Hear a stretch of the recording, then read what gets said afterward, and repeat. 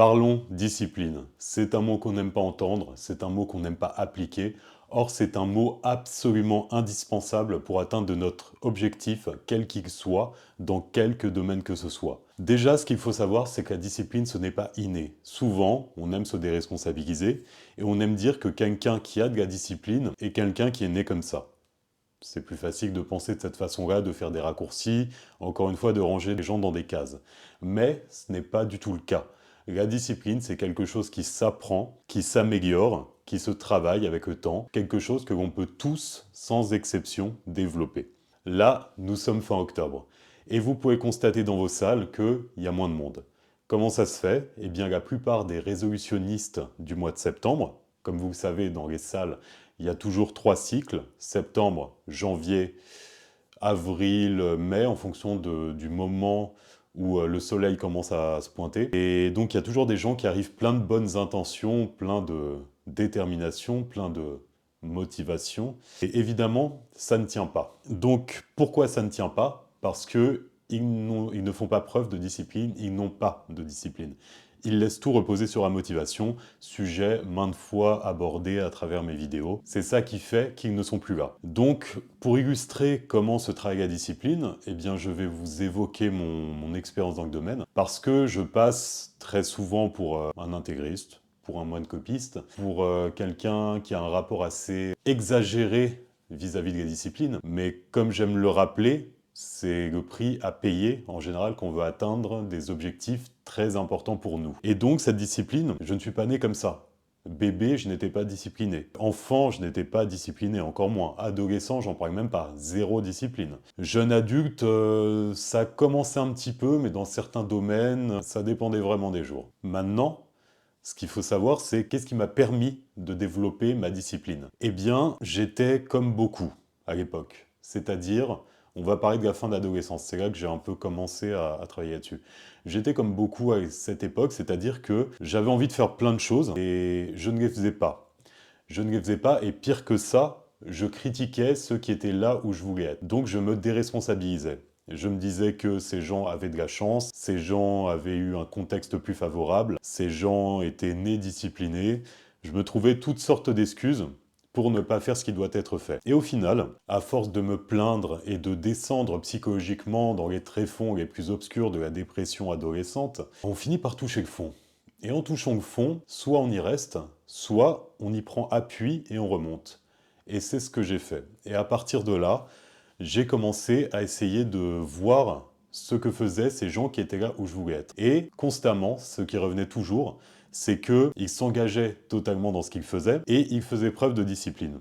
Et donc, c'est à partir de là que j'ai commencé à travailler ma discipline. Alors, comment ça s'est fait? On va rester dans le cadre de la musculation, puisque c'est la thématique de base de la chaîne, mais encore une fois, tous ces concepts, vous pouvez les appliquer dans tous les domaines. C'est ça qui est merveilleux avec ce sport. Alors j'ai commencé la musculation, je devais avoir 18 ans. Maintenant j'en ai voilà, 100 et quelques. Et à ce moment-là, la première chose qui était importante, c'était aller m'entraîner. Normal, la base de ce sport. Même si ça a l'air d'être un peu oublié de nos jours. Mais donc, mettre en place une discipline pour aller m'entraîner. Comment ça s'est fait? Je ne suis pas passé de 0 à 5 séances par semaine tout de suite. Non. J'ai commencé petit à petit. Donc au début, je m'étais fixé 3 séances par semaine. Donc j'appliquais ça toutes les semaines, j'y allais 3 fois par semaine.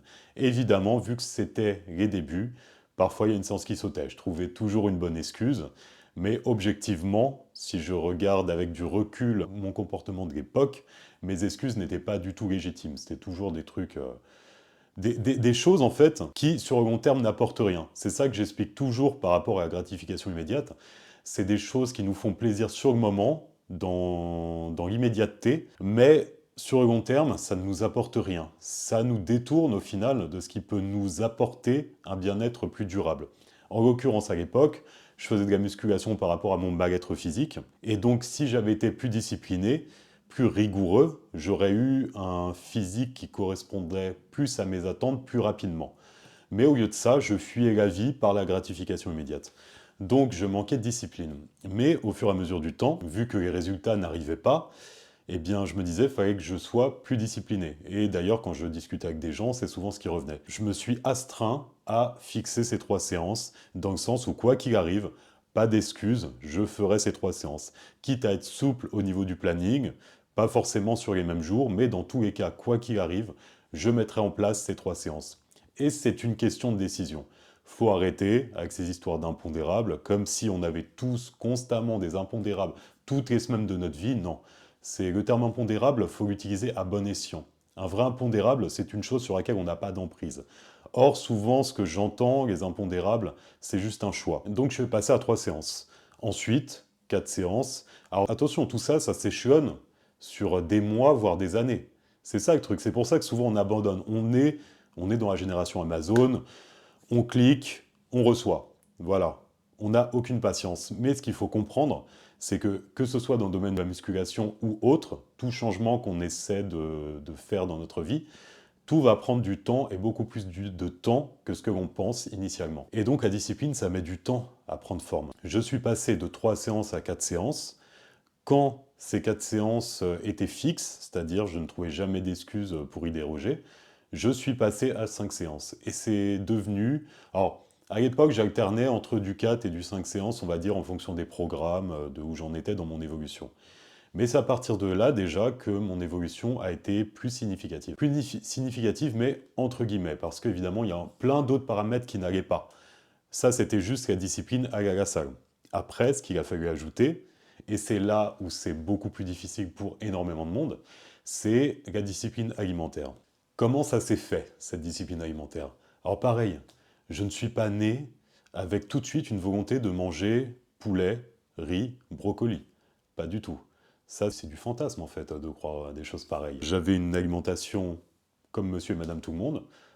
Adolescent, même chose. Jeune adulte, même chose. Pour vous dire, à une époque, mon alimentation, c'était, même en tant que jeune adulte, c'était une alimentation d'adolescent. Petit déjeuner, pain au lait Nutella, plusieurs, plus bol de céréales, plus jus de fruits, starter pack de base. Les collations, j'étais très... tout ce qui est barre chocolatée, tout ce qui est chocolat, de toute façon, moi, ça me détourne facilement du droit chemin. Plusieurs desserts, des yaourts, je me faisais des petits assortiments comme ça. Le midi, bah, je mangeais ce qu'il y avait à la maison, donc c'était des repas entre guillemets normaux, mais souvent riches en sauce, riches en matières grasses, le sel au taquet. Le dessert, s'il y avait un flan qui traînait, ma mère qui passe à la pâtisserie, voilà, je mange ce qu'il y a. Le goûter, c'est un mix du petit déjeuner et de la collation du matin. Oui, je mangeais déjà 5 fois par jour, mais juste en mode gros sac en fait. Et donc je ressemblais à rien, j'étais très très maigre. On va dire que j'avais cette chance de ne pas stocker. Mais le physique ne ressemble à rien quand même. J'étais très maigre et en même temps avec un petit peu zéro définition en fait. Donc limite le bide un petit peu flasque on va dire, sans qu'il soit gros mais ça ressemblait vraiment à rien quoi. Et donc goûter, ouais, mix, collation, petit déjeuner, repas du soir dans la même ordre d'idée que midi. Ah oui, je buvais que des sodas aussi à l'époque, hein, il n'y avait pas de sans sucre. Et le soir avant de me dormir, des yaourts au chocolat, des barres chocolatées, enfin la base, et la base. Ça, c'était ma diète de l'époque. Donc pareil, souvent des cheat meals. Alors, bon, en même temps, toute l'alimentation était dans cette ambiance, on va dire. Mais souvent des grecs, souvent des pizzas, souvent des burgers. J'avais une alimentation totalement anarchique. Et donc je ne suis pas passé de ça, du jour au lendemain, à l'alimentation que j'ai aujourd'hui, où tout est pesé, calculé. Maintenant, qu'est-ce qui a provoqué le déclic? Alors, ça faisait 10 ans que je stagnais, on va dire, niveau musculation. Il y avait une évolution, mais vraiment très très légère. Et en fait, à l'époque, j'ai pris un coach qui m'a fait prendre conscience de l'importance de l'alimentation. À partir de là, j'ai tout pesé. Mais ça s'est pas fait du jour au lendemain. J'ai d'abord retiré certaines choses. J'ai retiré le soda. Quand c'est bien passé, j'ai retiré tout ce qui était chocolat, mais pareil, aliment par aliment. J'y allais vraiment par petites étapes, petit pas par petit pas. Et dès que quelque chose était passé, ne me manquait plus, je retire un autre. Et je commençais à peser telle partie, je commençais à peser les viandes. Et en tout, je crois que ça a pris 6 mois pour que je passe d'une alimentation anarchique à tous mes repas pesés. Sachant que, pareil, je me permettais quand même des petits écarts plus réguliers qu'à l'heure actuelle. Mais c'est ce qui a tout changé. C'est ce qui a tout changé dans mon évolution. C'est-à-dire qu'à l'époque, moi, ma problématique, c'était prendre du poids. C'est ça qui est paradoxal. Souvent, on se dit, oui, je vais manger n'importe quoi, comme ça je vais prendre, ça va être plus simple. Mais en fonction du métabolisme de chacun, ce n'importe quoi peut-être ne va pas être suffisant par rapport à vos besoins. Et au-delà de ça, ça va pas être optimal pour faire du muscle de qualité, on va dire. Le physique ne va pas forcément évoluer dans la direction qu'on veut si toutes nos calories sont de mauvaise qualité, sans parler du côté santé, sans parler du côté énergie dans une journée, tous les coups de barre, tout ce genre de choses. Mais donc, ce processus de discipline a pris du temps. Ça a pris beaucoup de temps. Parce que même, voilà, j'ai parlé de 6 mois pour passer d'une alimentation anarchique à quelque chose de calculé. Mais même après ça, il y a eu des moments où je pouvais replonger, où je pouvais après m'y remettre. C'est sur des années pareil d'évolution. Et après, ce qui a fait que j'ai encore passé un cap, ce sont les compétitions. Où là, justement, vu que l'objectif est précis, à une date donnée, bah, je voulais vraiment mettre toutes les chances de mon côté afin de ne pas avoir le moindre regret. Et là, je suis passé encore à un autre niveau de discipline. Et tout ça, donc, pour vous dire que c'est quelque chose que j'ai appris avec le temps. C'est quelque chose que j'ai mis en place étape par étape, pas à pas. Et donc c'est ça la clé de la discipline. C'est pas juste du jour au lendemain, je me dis, allez, à partir de demain, je suis discipliné, je fais ça, je fais ça, je fais ça. Non, jamais de la vie. Notre cerveau fera tout pour contrecarrer notre volonté. Et donc, ce qui est la clé, c'est d'y aller étape par étape, pas à pas. Si je souhaite mettre quelque chose de nouveau dans ma vie, appliquer quelque chose de nouveau, faut que j'y aille vraiment progressivement. Donc, pour ce qui est de s'entraîner à la salle, pour rester dans le contexte par rapport au mois de septembre, il y en a, ils arrivent full déter et ils me disent ouais, je vais venir tous les jours. Tu tiendras jamais. Et malheureusement, j'adore me tromper, mais malheureusement, je me trompe jamais quand je vois des nouveaux adhérents et qui me tiennent ce genre de discours. Je le désègue tout de suite, parce que je vois que c'est juste un enthousiasme débridé lié à la motivation du début. Et j'essaie de les alerter par rapport à ça au niveau des disciplines. Dans tous les cas, j'ai quand même alerté, j'ai fait ma part. Après, libre aux gens de faire leur cheminement par rapport à ça. Et donc tous ces gens-là ne sont plus là parce qu'ils ont tout laissé reposer sur la motivation et ils n'ont pas voulu travailler sur leur discipline. Dites-vous bien que cette discipline, encore une fois, c'est quelque chose qui se travaille, c'est quelque chose qui s'acquiert avec le temps, c'est quelque chose qui prend du temps à se mettre en place. Notre cerveau va tout faire pour nous en éloigner, donc il ne faut pas se décourager par rapport à ça. C'est normal, on est tous passés par là, mais dites-vous bien que vous êtes tous capables d'y arriver également.